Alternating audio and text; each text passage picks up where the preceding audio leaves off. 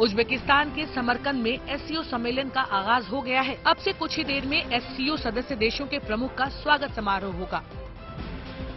SCO summit में भाग लेने के लिए पीएम मोदी कल देर रात समरकंद पहुंचे थे, जहां एयरपोर्ट पर पीएम का आधिकारिक स्वागत किया गया। समारोह के लिए समरकंद यूनिवर्सिटी में खास तौर पर कल्चरल पवेलियन बनाए गए हैं,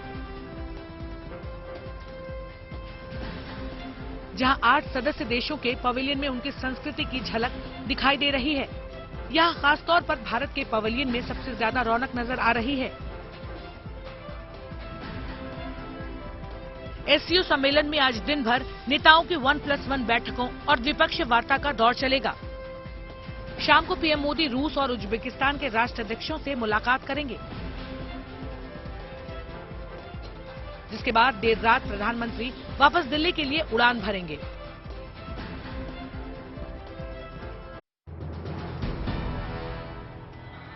इस बार गणेश चतुर्थी के पर्व पर भक्तों ने मुंबई के लाल बाग के राजा के दरबार में दिल खोलकर दान किया।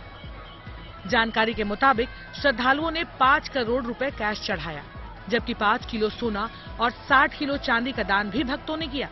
सोने चांदी के जो आभूषण, मोदक, मुकुट भक्तों ने चढ़ाए, उनकी मुंबई में नीलामी की गई, जिसमें लोगों ने बड़ी संख्या में बढ़ चढ़कर हिस्सा लिया। भक्तों की श्रद्धा इतनी होती है यहाँ पे कि इन 10 दिनों में लाखों और करोड़ों के जो दान हैं वो किए जाते हैं। अलग अलग तरीके से जो है सोने चांदी के गहने हो, घर हो छोटे छोटे, वो जो है बाप्पा के चरणों में अर्पित किए जाते हैं। कोरोना के कारण बीते 2 साल गणेश उत्सव का पर्व फीका रहा था, मगर इस बार पाबंदियों को लेकर कोई टेंशन नहीं थी, तो भक्त भी बड़ी संख्या में लालबाग के राजा के दरबार में पहुंचे और उन्होंने खूब चढ़ावा चढ़ाया। चढ़ावे की इस रकम का इस्तेमाल सामाजिक कार्यों में किया जाएगा।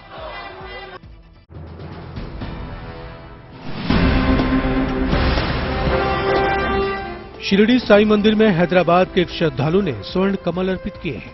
हैदराबाद के राजीव रेड्डी ने सोने से बने ये 3 कमल के फूल साई बाबा को भेंट चढ़ाए हैं। 214 ग्राम सोने से बने इन फूलों की कीमत लगभग 10 लाख रुपए है। इन बेशकीमती फूलों पर बेहद सुंदर नक्काशी की गई है। इन फूलों में सरोवर में उगे कमल की ताजगी भले ही ना हो, लेकिन इनकी खूबसूरती और चमक सालों साल बरकरार रहने वाली है। इन फूलों का इस्तेमाल रामनवमी, गुरु पूर्णिमा, दशहरा जैसे खास अवसरों पर साई बाबा की सजावट के लिए किया जाएगा। राजेंद्र रेड्डी, ये जो हैदराबाद के साई भक्त है, उन्होंने लगभग 214 ग्राम की सोने के 3 फूल, जिसकी कीमत लगभग 10 लाख है, वो साई बाबा के चरणों में अर्पित किए हैं। आमतौर पर अपनी मुराद पूरी होने पर श्रद्धालु साई बाबा को सोने का हार, मुकुट जैसे आभूषण अर्पण करते हैं।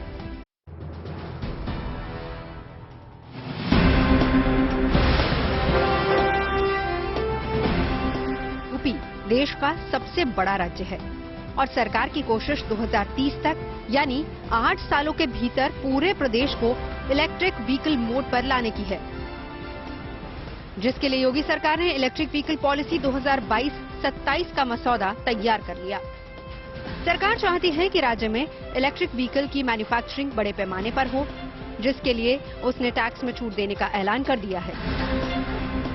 इस इलेक्ट्रिक व्हीकल पॉलिसी के मुताबिक सरकार राज्य में 2 व्हीलर से लेकर 4 व्हीलर इलेक्ट्रिक वाहनों, इलेक्ट्रिक बसों की खरीद पर 15% की छूट देगी। साथ ही राज्य में ऐसे वाहनों को रजिस्ट्रेशन शुल्क और रोड टैक्स में भी पूरी छूट दी जाएगी। वहीं सरकारी कर्मचारियों को इलेक्ट्रिक व्हीकल खरीदने के लिए प्रोत्साहित किया जाएगा। इसके अलावा शहरी क्षेत्रों के साथ साथ ग्रामीण इलाकों में भी पब्लिक ट्रांसपोर्ट सिस्टम को ईवी में तब्दील किया जाएगा। हीरों की नगरी के नाम से मशहूर पन्ना ने फिर से गुरुवार को 2 लोगों की किस्मत बदल दी। यहाँ गुरुवार को 1 नहीं बल्कि 2 लोगों को अच्छी क्वालिटी के हीरे मिले, जिसे उन्होंने हीरा कार्यालय में जमा किया है।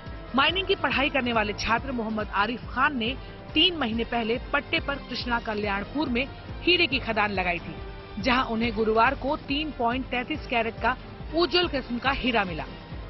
ये 3 महीने से मैं खदान लगाया था पट्टी में और उसके चलते मुझे हीरा मिला। 3 कैरेट 33 सेंट का हीरा है ये, और मैं इसी उसमें पढ़ाई कर रहा हूँ, माइनिंग कर रहा हूँ मैं।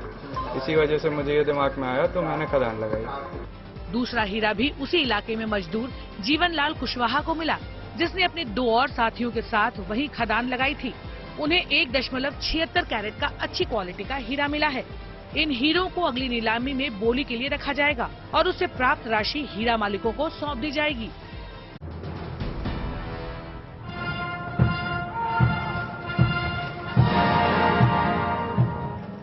महारानी एलिजाबेथ की आखिरी विदाई पर पूरी दुनिया की नजरें टिकी हैं। शाही परिवार और ब्रिटेन की जनता उन्हें 19 सितंबर को वेस्टमिंस्टर एबे में आखिरी बार अलविदा कहेगी। महारानी के अंतिम संस्कार में कई देशों के राष्ट्राध्यक्षों के शामिल होने की उम्मीद है। विदेश मंत्रालय के मुताबिक क्वीन एलिजाबेथ के अंतिम संस्कार में भारत की तरफ से शोक व्यक्त करने के लिए राष्ट्रपति द्रौपदी मुर्मू शामिल होंगी।